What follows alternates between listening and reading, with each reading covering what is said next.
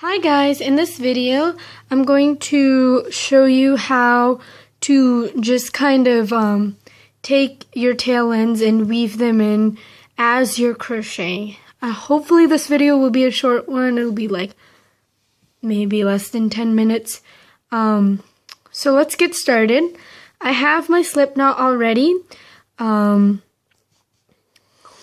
this point I feel like you guys should know how to do your slip knot. If not, you can always refer to the foundation chain video to learn how to do one. So you just want to, so I'm going to start off with like a few chains, and then I'm going to do like maybe single crochet, and then I'm going to show you how you're going to do the second row as you are crocheting in this end. This will definitely make your life way easier because you won't have to worry about weaving in ends at the end.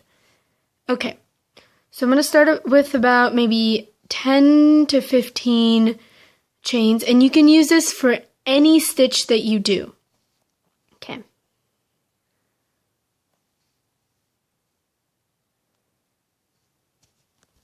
So I've done 15 chains, and I'm just going to start off with doing single crochet as I would normally.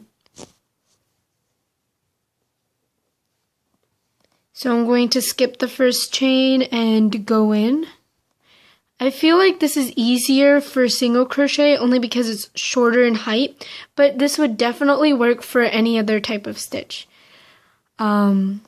But it actually might be easier for you to weave it in a double crochet rather than try to like bring it up and bring the tail up and crochet it in. But it's up to you.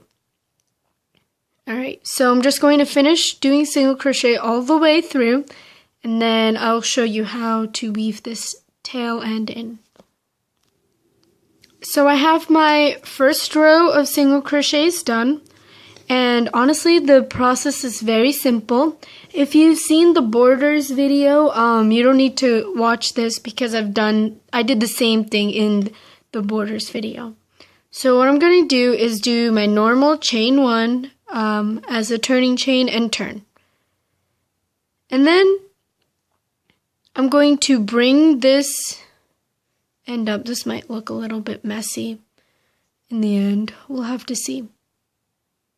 Okay, so anyways, I'm going to bring it up and kind of like just crochet it on. So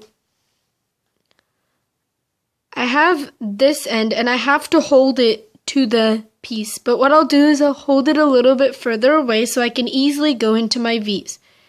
So I'll go into the V and make sure that this tail end is on top. Because once you've done the first stitch, it's much easier to do all the other stitches. Just getting the positioning right to begin with is the hard part. So do your single crochet with this on top. It's a little bit difficult because you can't do your single crochets normally or whatever stitch you're doing normally because you have to pay attention and do it. But now you can see that after I've positioned it and put it in place where it needs to be, it's just staying there. So now I can do all the rest of my stitches easily just crocheting with this in, and it's just like a seamless weave-in method.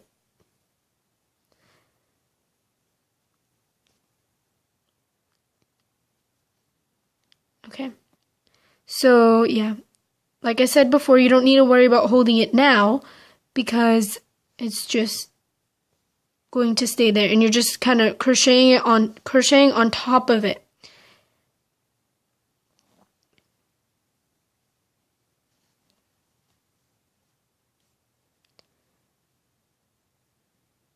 Make sure you just don't go into the same stitch twice.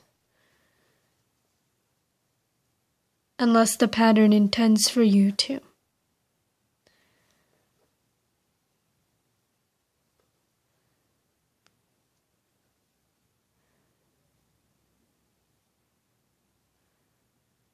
And when it comes to the end, it'll get a little bit difficult again, but honestly, the beginning is the most difficult. All you have to do now is just hold it and make sure that it just doesn't, jump and get out of place. So go in, grab the yarn, and finish your stitch.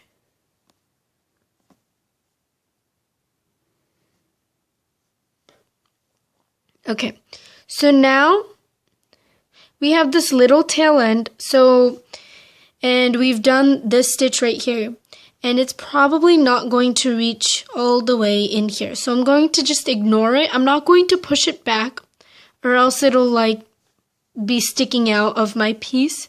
But at the same time, I'm not going to hold it like I did for the last stitch. I'm just going to kind of leave it there and crochet. And if need be, I will push it down so that I'm gonna trap it.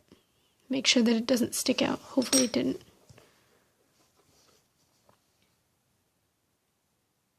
Yeah, that's it. It's really simple. It's easy. It's hard to see that you have the line in. You can see it's a little bit thicker, but it's not very noticeable. That's for sure. So that's it for this video. I did make sure that this is under 10 minutes. So thanks guys for watching.